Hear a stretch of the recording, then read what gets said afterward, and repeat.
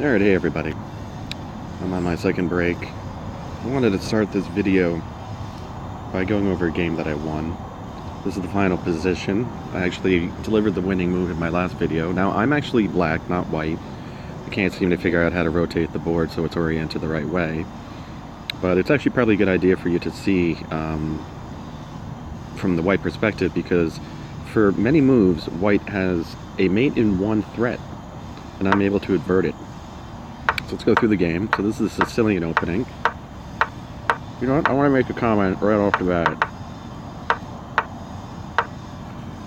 So my opponent plays bishop to c4 on their second move against the Sicilian. That's very foolhardy. I bring the knight out, then they bring the queen out. Now, they're hoping for a quick checkmate with queen to f7. But I can thwart that by just impeding the bishop's ability to cover that square. And then I can quickly attack the queen.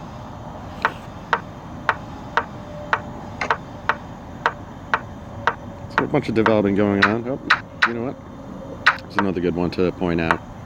So again, white tries for a quick checkmate by playing first bishop to h. What would that be? Bishop to h6. And then of course it would be queen to g7 checkmate. Now, I'm in a bit of a bind here because I would like to just play g6, but in doing so I would reveal an attack with his bishop on my rook. So I decide to do this, which is actually a sacrifice here. Then I can bring the queen out. So he retreats.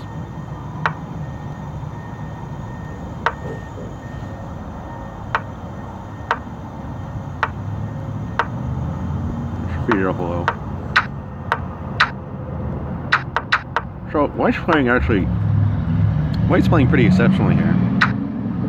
So here's a little attack. Now it skewers my queen through my rook. Now I could take with the bishop, with the pawn, but if I do that, white would have checkmate with queen to h7 checkmate because the bishop has that square covered. So I have to move the queen and drop my rook. Now you would think I'm definitely going to lose this game.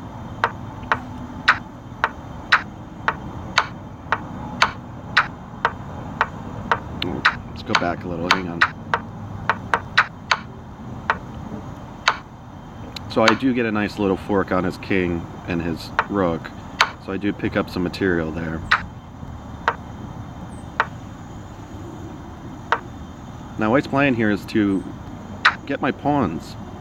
Now that looks like a mistake, doesn't it? So now after I do this, white again has a checkmate threat. Queen to h7 checkmate.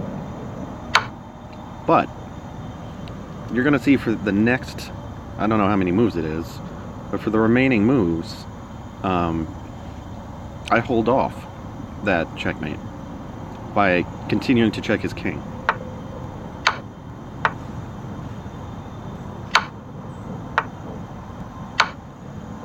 Now this is where it gets interesting. So the bishop comes into play. He does a good interposition. But I can now give check here because he exposes that rank. So he comes here. Again, I give check with the bishop. Now you may notice he can't come back to the square he was at because of the queen. And he can't go to b4 because of my knight. So he interposes with the knight. A very good idea. But again, I give check. He takes with the king. Now I'm wondering why he didn't take with the pawn.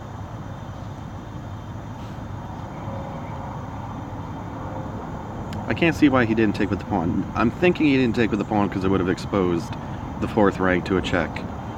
But he takes with the king. I give check with the knight. Now this is interesting because he can't come to a6. So he falls back to a5. I give check with the pawn.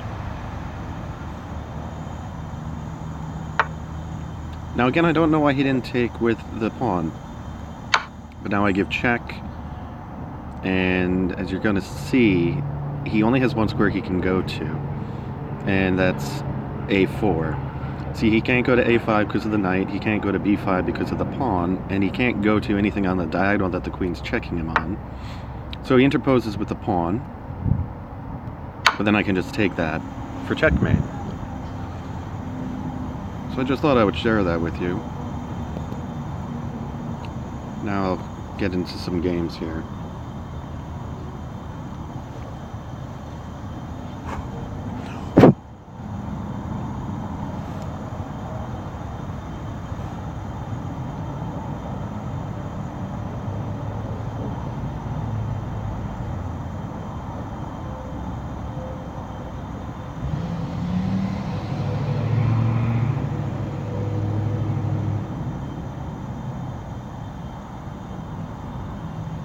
Alright, I'm going to do that. I'm just going to make a dummy move for him just to show you what I want to do for a follow-up, because then I want to come here. So now I have double pressure on his pawn at, his pawn at d6. Now, of course, he can capture the bishop. I have that covered now. And I'd be up a piece, though I'm up a piece right now.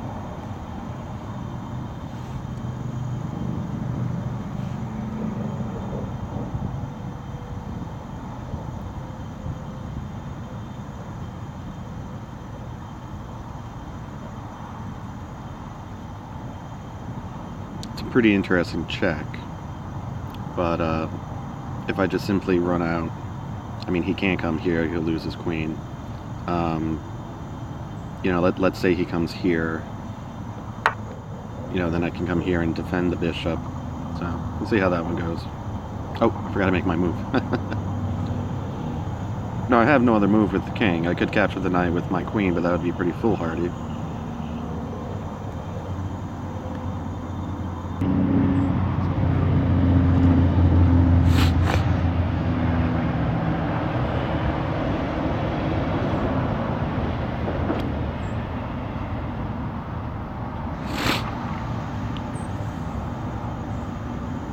Now, again, if he intends something like this, looking for a checkmate, I can interpose with the knight. The only problem is he can then push this pawn, but I can simply capture it. Now, my knight is defended by my queen, but that's the only piece, so, you know, at some point, I'm going to want to fianchetto this bishop.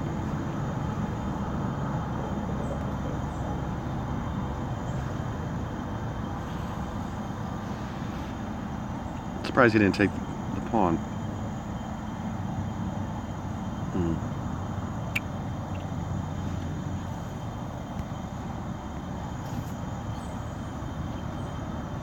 So now, that effort of bringing the queen out has really proved to backfire on him. He's dropped a lot of tempo in the process, allowing me to develop most of my material.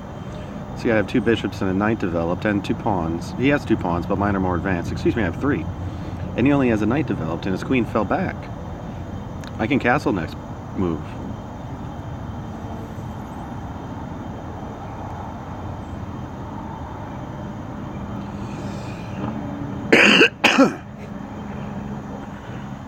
Alright, I was anticipating something like that, but that's why I developed that pawn last move.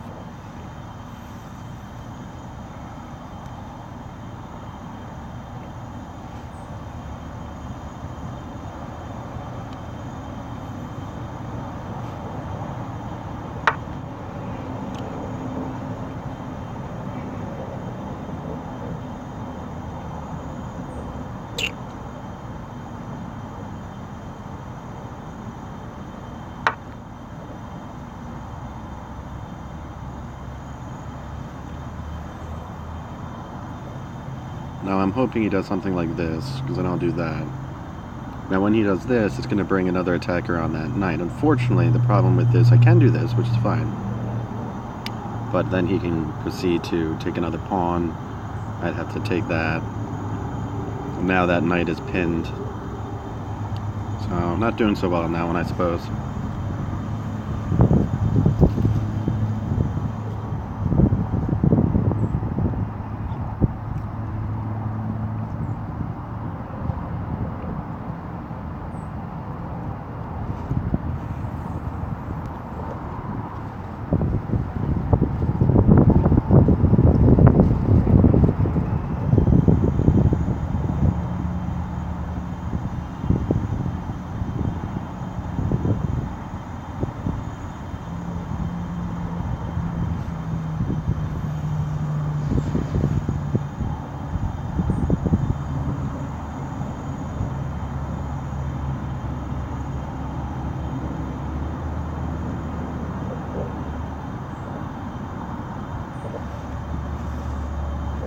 So I'm going to fall back.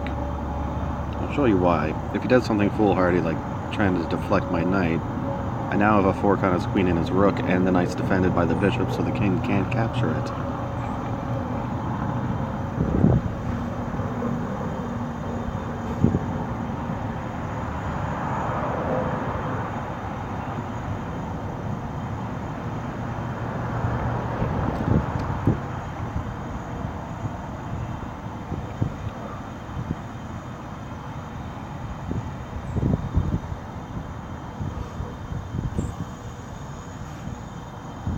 Castle right behind my opponent.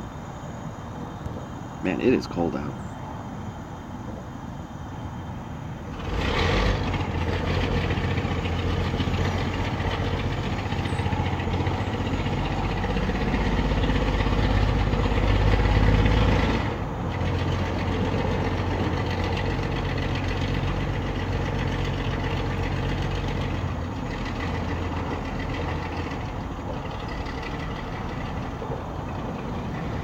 So I had to push that pawn because now he could capture that pawn, and it wouldn't be a checkmate in 2 anymore because he opened up the back rank for his other rook to support.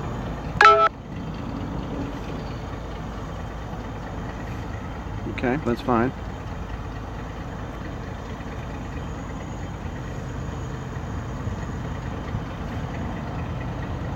Again, I'm pretty much baffled as to why he's not taking the bishop. Actually, this is even better.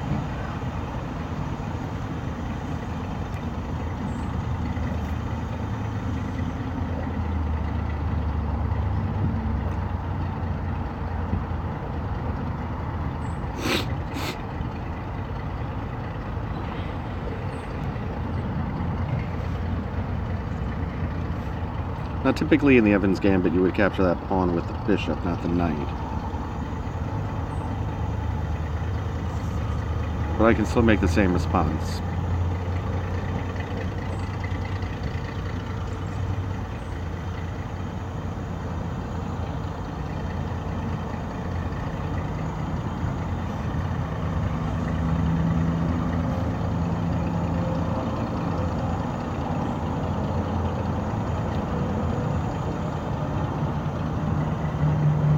Now, I want to take it with the knight, not the queen. If I were to take it with the queen, he'd have a fork on my queen, rook, and king. That's not what we want to do.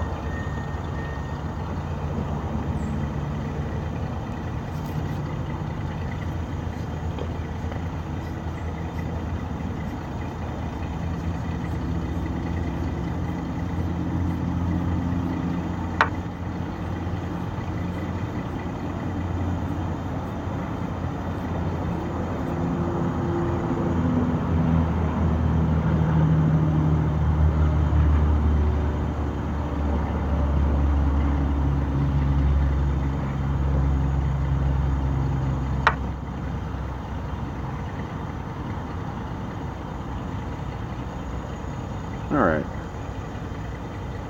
I like that.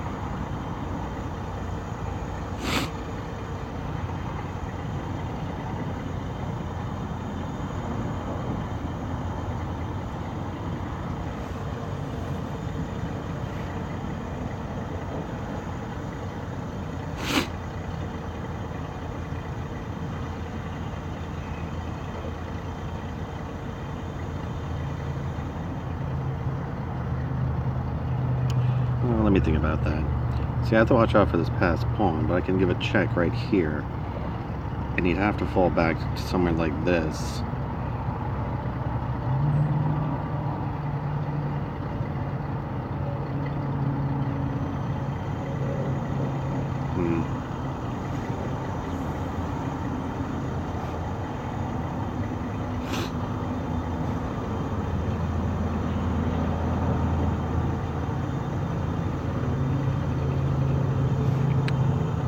I could also try something like this.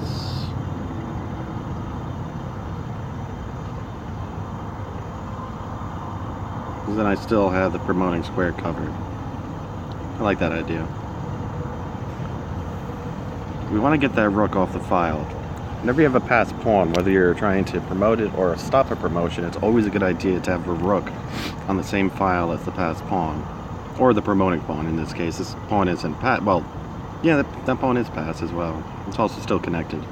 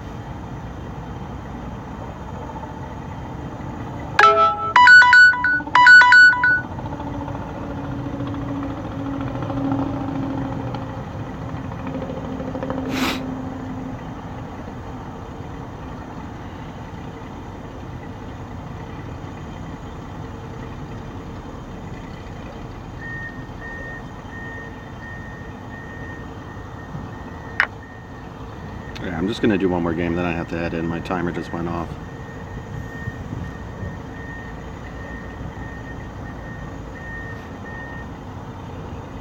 Alright, I'm going to come here, bishop to d3, because I could have a checkmate.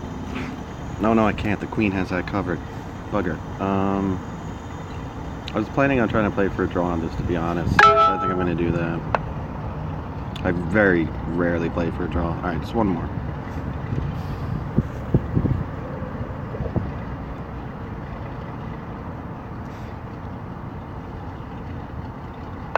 Okay, I'm going to give check first, because then after the exchange with the bishops... this queen still has that covered. Whatever, man, I made the move. Still not a terrible move. Alright, catch you guys on the next break.